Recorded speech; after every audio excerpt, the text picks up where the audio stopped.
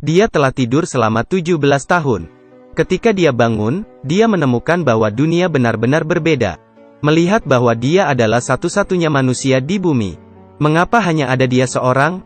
Jadi mari kita kembali ke 17 tahun yang lalu. Perang dunia pecah.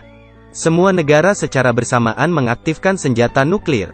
Akibatnya, ledakan nuklir menghancurkan dunia. Hampir semua orang tewas. Beberapa orang bersembunyi di bunker bawah tanah. Menunggu 10 tahun setelah radiasi hilang, mereka akan sadar kembali. Tapi dia sudah tidur untuk waktu yang lama. Hanya mengedipkan mata, sudah 17 tahun. Bunker bawah tanah telah kehabisan energi. Bunker secara otomatis memulai proses kebangkitan. Di kabin lebarnya sekitar 10 meter persegi. Lampu kuning tiba-tiba berkedip. Tempat perlindungan pemimpin pria dibuka. Dia duduk dan perlahan melepas topengnya. Mungkin karena terlalu lama tidur. Tiba-tiba ia bangun dan membuatnya bingung. Sangat sulit baginya untuk keluar dari kabin. Berdiri melihat sekeliling. Ada 2 kabin di sini. Yang lain sudah terbuka. Ada alarm berbunyi keras dan lampu kuning terang. Tidak ada jejak kawannya. Tiba-tiba kotak peringatan mengirimkan informasi evakuasi darurat.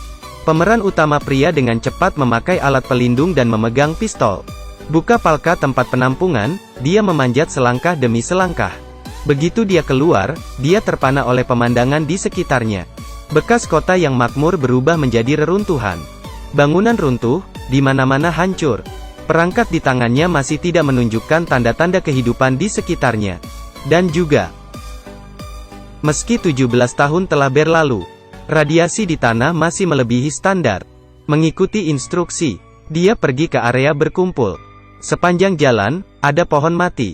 Meskipun tidak ada satu orang pun di sekitarnya, dia juga tidak berani menurunkan kewaspadaannya. Mengangkat pistolnya untuk melihat apakah ada yang masih hidup. Jalan yang datar dipenuhi dengan lubang. Koran terkubur di bawah reruntuhan. Dia ingin kembali ke pangkalan militer seperti dulu. Tapi selain dari mobil yang rusak di jalan, tidak ada makhluk hidup lain, bahkan tidak ada kotoran burung. Dia tidak berani menyerah. Berani berjalan ke gedung yang setengah runtuh. Dia hanya menemukan telepon berwarna merah. Mengetahui bahwa 17 tahun telah berlalu, telepon tidak dapat terhubung. Saluran telepon telah terputus untuk waktu yang lama, hanya ada suara nyaring yang tersisa. Dia pergi tanpa daya, gunakan perangkat nirkabel yang disiapkan untuk mencari informasi di saluran publik. Dia menelepon selama beberapa jam terus-menerus. Sampai ponsel kehabisan baterai tetapi tidak ada yang menjawab. Dia memakai pakaian pelindung yang berat. Hujan sangat deras. Dia merasa lebih tertekan, mengangkat teropong. Dia melihat sekeliling tetapi hanya melihat reruntuhan saja. Tidak ada satu orang pun. Ketakutan akan kesepian membuatnya tidak takut lagi dengan paparan radiasi. Dia melepas topengnya, membuka mulutnya untuk merasakan hujan yang jatuh di wajahnya. Dia tidak bernafas seperti itu selama 17 tahun. Dengan senang hati menyanyikan sebuah lagu. Tetesan hujan yang dingin bertepuk di wajahnya. Air mata yang hangat bercampur dengan tetesan hujan yang dingin. Tiba-tiba perangkat itu memberi isyarat. Dia dengan senang hati berlari ke arah sinyal. Dengan cepat melewati tempat parkir yang rusak. Tapi dia hanya menemukan mayat rekan-rekannya. Dia terluka, dia hanya bisa memukuli truk sampah untuk melampiaskan amarahnya.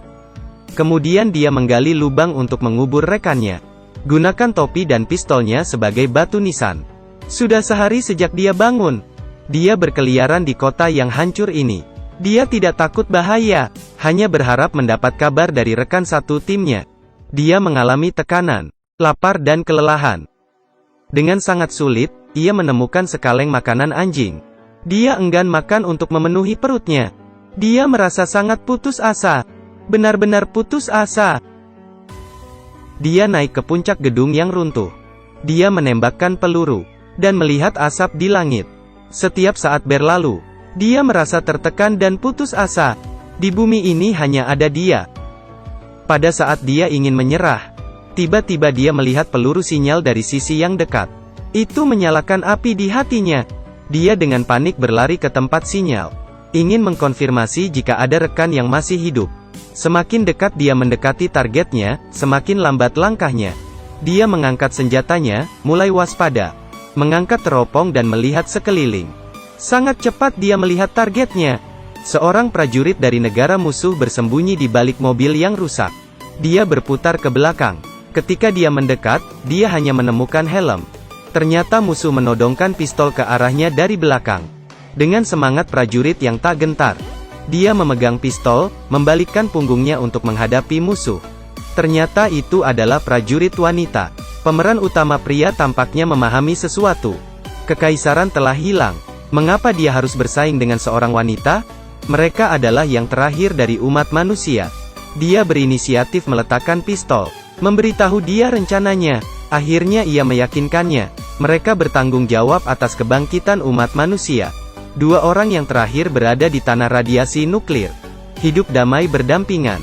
Ini adalah film yang melawan perang. Umat manusia menghabiskan ribuan tahun membangun peradaban seperti itu. Tapi mereka menghancurkan seluruh dunia. Membuat seluruh dunia hancur dan penuh dengan radiasi beracun. Kiamat, kesepian, ketidakberdayaan, dan keputusasaan. Film ini berfokus untuk menunjukkan hal-hal tersebut. Manusia adalah hewan yang hidup dalam kawanan. Mereka butuh pendamping. Tentara wanita dan pria ini adalah dua orang yang terjebak dalam keputusasaan dan telah bertemu satu sama lain. Ini menunjukkan bahwa Tuhan telah memberi umat manusia